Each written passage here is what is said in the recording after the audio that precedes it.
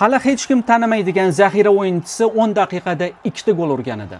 Hearts 1986-yilda Shotlandiya chempionligini ana shunday alamli ravishda boy bergan edi. Shanba Celtic Parkda deja-vu. O'sha raqib 1 ochko 66 yillik intizorlikni tugatadi. Hearts 1 ochko oldinda. Durang yoki g'alaba, ular chempion. Celtic g'alaba qozonishi shart. Faqat g'alaba.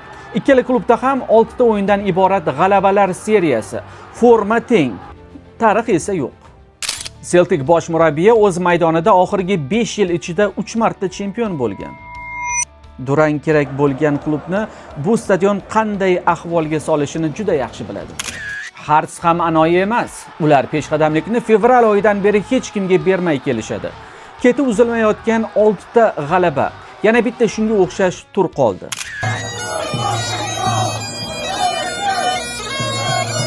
Glasgowdagi Celtic Parkning o'ziga yarasha xotirasi bor. Edinburgning ham.